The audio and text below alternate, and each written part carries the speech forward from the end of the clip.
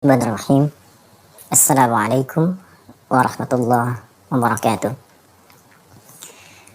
Alhamdulillahi wa kafa. Wassalatu wassalamu ala rasulillahil mustafa wa ala alihi wa sahbihi wa man wafa wa ba'd. Saudara-saudariku, ada pertanyaan dari sementara jamaah tentang bagaimana memaknai Al-Quran surah ke-24 An-Nur ayat ke-26, khususnya bila dikaitkan dengan persoalan jodoh, baik bertemu dengan yang baik, yang tidak baik bertemu dengan yang tidak baik lagi. Bagaimana bila dalam satu kondisi yang baik ternyata bertemu dengan yang tidak baik? Apakah relevan dengan pemaknaan ayat yang dimaksudkan? Pertama, kita mencoba untuk membaca terlebih dahulu ayat yang dimaksudkan, kemudian menerapkan kaidah tafsir dalam memaknai satu ayat Al-Quran, yaitu bagaimana korelasinya dengan ayat-ayat sebelumnya serta ayat-ayat setelahnya. Allah Subhanahu wa Ta'ala berfirman dalam Al-Quran surah ke-24 An-Nur ayat ke-26, A'udzu billahi minasyaitonir rajim. Al-khabithatu lil-khabithin wal khabithuna lil-khabithat wat-tayyibat lit-tayyibin wat-tayyibuna lit-tayyibat ulaika mubarra'una mimma yaqulun lahum maghfiratun wa rizqun karim. Ayat ini bila kita perhatikan secara seksama termasuk dalam rangkaian ayat-ayat yang membebaskan Sayyidah Aisyah radhiyallahu taala anha dari tuduhan sementara kalangan orang-orang yang bermaksud jelek kepada beliau dan kepada keluarga Nabi pada umumnya, dengan menuduh bahwa Sayyidah Aisyah telah melakukan tindakan yang tidak pantas bersama satu dari sahabat yang mengawal Rasulullah SAW dan membantu beliau pada saat itu mencari satu perhiasan yang sempat terjatuh. Ketika tuduhan ini banyak digosipkan sehingga menjadi hoax yang menyebar di kalangan kaum muslimin pada masa itu, maka Allah Subhanahu wa Ta'ala menurunkan rangkaian pembuka di surah ke-24 surah An-Nur untuk membebaskan Sayyidah Aisyah dari tuduhan-tuduhan dan hoax yang ditujukan kepada beliau. Bahkan di ayat yang ke-11 itu sangat tegas sekali Allah memberikan ancaman bahwa orang-orang yang memproduksi hoax itu akan mendapatkan balasan yang setimpal sesuai dengan kadar hoax yang dibuatnya. Bahkan orang-orang yang menginisiasi, aktor intelektualnya, diancam oleh Al-Quran untuk mendapatkan siksaan yang lebih besar di antara orang-orang yang terlibat dalam perbuatan makar dan hoax yang dimaksudkan. Di ayat ke-26 Allah memberikan sindiran tentang bagaimana perilaku manusia yang sesungguhnya akan bersumber dari keadaan hati dan kepribadiannya. Hati yang baik akan melahirkan tindakan-tindakan yang baik. Baik ke mata melahirkan pandangan yang baik. Bila mengalir ke lisan mengeluarkan kata-kata yang baik. Demikian bila kondisi hati itu tidak baik, maka akan melahirkan perilaku dan tindakan yang tidak mulia. Kata-kata yang kotor, yang buruk itu dikenal juga dengan sebutan khabith. Khabith ini seringkali ditelusuri bersumber dari keburukan hati yang mengikuti was-was syaitan. Dalam diri kita itu di kedalaman hati ada jiwa takwa, ada juga fujur. Wa nafsin wa ma sawwaha fa'alhamaha fujuraha wa taqwaha. Demikian Quran surah ke-91 surah Asy-Syams ayat ke-7 sampai 8 itu. Dan demi jiwa yang sempurna penciptaannya, maka diilhamkan di dalamnya ada jiwa takwa dan fujur. Takwa adalah sumber kebaikan. Fujur mulanya adalah katalis bagi takwa, agar yang baik-baik itu cepat keluar. Namun setan melakukan provokasi kepada jiwa fujur supaya dia berdiri sendiri, dan alih-alih menjadi katalis kepada jiwa takwa untuk tampil baik, maka dia diprovokasi oleh setan seperti disampaikan di Quran surah keempat An-Nisa ayat 118. La'anahullah la'attakhidanna min ibadika nasiban mafruḍa. Setan dilaknat oleh Allah dan dia mengajukan permohonan kepada Allah untuk menjadikan satu bagian dari jiwa manusia demi melancarkan was-was dan bisikan-bisikan kotornya. Itulah jiwa fujur yang dia manfaatkan. Ketika dimanfaatkan oleh setan, diprovokasi, dan bila berdiri sendiri, maka ini yang akan memerintahkan kepada segala hal yang melahirkan keburukan, disebut dengan as-su itu. Quran surah ke-12 Yusuf ayat ke-53. Wa ma ubarri'u nafsi innan nafsa la'ammaratun bisu illa ma rahima rabbi.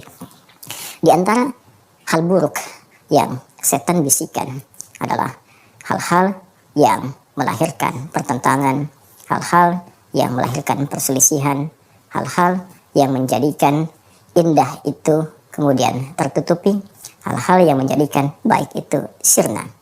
Segala hal yang kotor, yang tidak baik, yang buruk di dalam bahasa Arab seringkali disebut dengan khabith, jamaknya khabithat.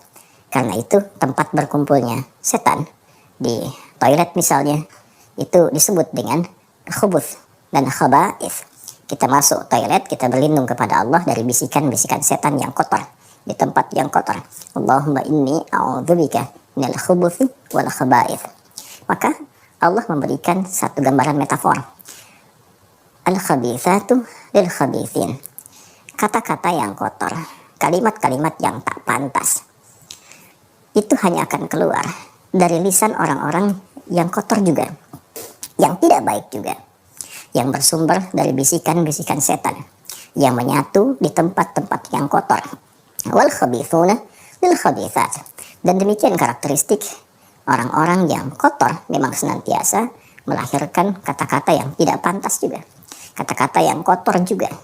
Jadi kotor hanya akan mengeluarkan yang kotor lagi.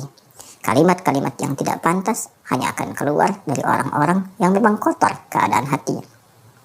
At-tayyibatu lit-tayyibin. Sementara kalimat-kalimat yang baik, yang mulia, yang sopan, yang beradab, karakteristiknya akan keluar dari manusia-manusia yang memiliki karakter moral yang baik. Manusia-manusia yang memiliki kebeningan hati, kesucian jiwa. Wat-tayyibuna lit-tayyibat. Karena itulah orang-orang mulia ini karakteristiknya senantiasa mengeluarkan kata-kata yang indah, yang menyenangkan, yang bernilai kemuliaan. Ulaika mubarrauna mimma yaqulun. Maka orang-orang yang tertuduh itu, korban hoax itu, mereka dibersihkan, mereka dibebaskan dari tuduhan-tuduhan yang disematkan kepada mereka yang dimaksudkan. Ayat ini sekaligus juga menegaskan pembebasan Allah dan pengakuan Allah Subhanahu wa Ta'ala akan kebersihan, kesucian, kemurnian Sayyidah Aisyah dan juga keluarga besar Rasulullah SAW secara umum ya, dari tuduhan-tuduhan, dari produksi hoax yang disematkan kepada mereka seluruhnya, Rasulullah SAW dan keluarga beliau radhiyallahu ta'ala anhum jami'an.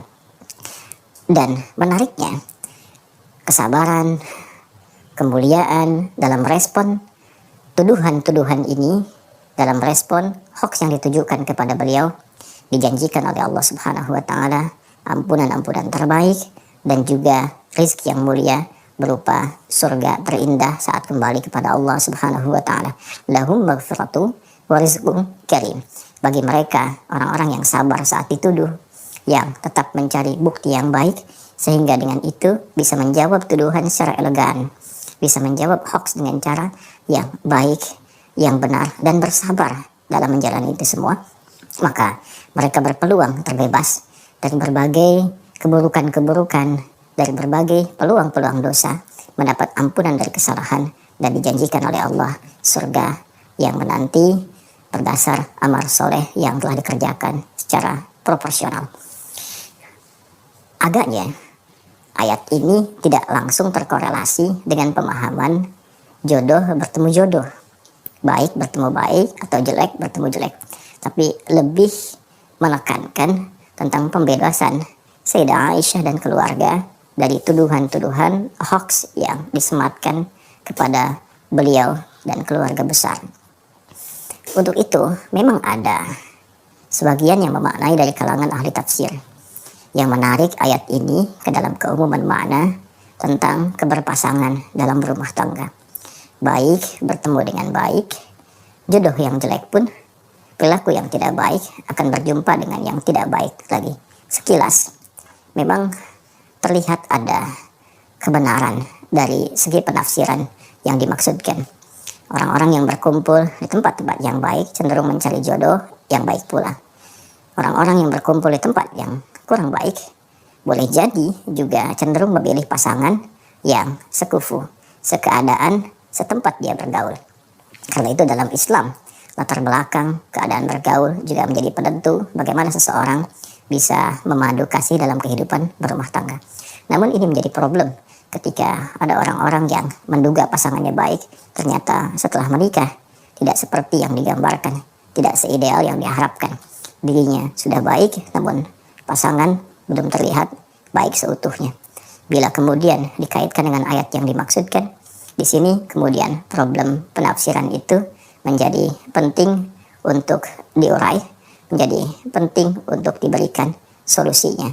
Karena itu para ulama lebih menarik ayat ini sesuai dengan konteks yang dimaksudkan tadi, yaitu membebaskan Sayyidah Aisyah dan keluarga dari tuduhan, dibandingkan dengan membawa ke aspek rumah tanggaan.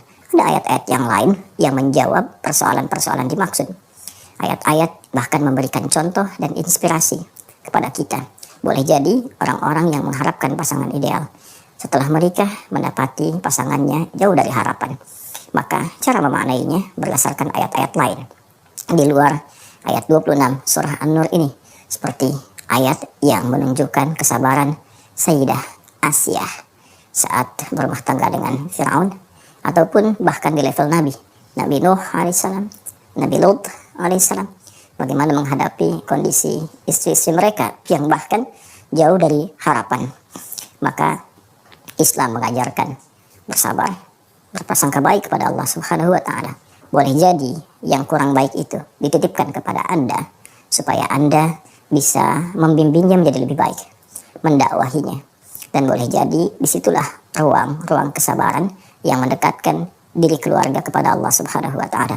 Bukankah Allah berfirman, innallaha ma'as sabirin? Anda ingin dekat dengan Allah dan Allah berikan pintunya. Orang mencari keluar, Anda mendapatkannya di dalam rumah.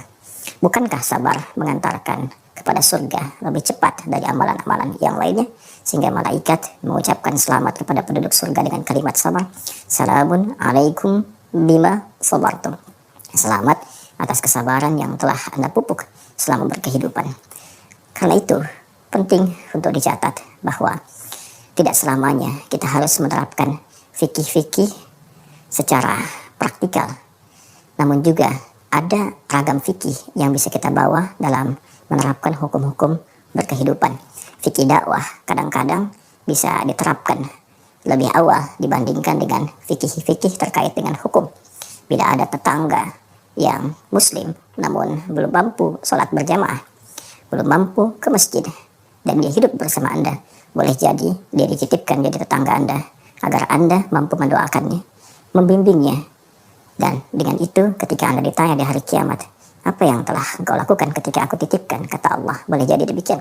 Tetangga yang belum mampu ke masjid, ternyata Anda mampu menjawab itu dengan baik, dengan tenang, karena selama berkehidupan Anda mencoba mengajak dia untuk mendekat kepada Allah. Anda mendoakannya. Ini lebih dalam lagi, dia bukan sekedar tetangga, tapi pasangan Anda.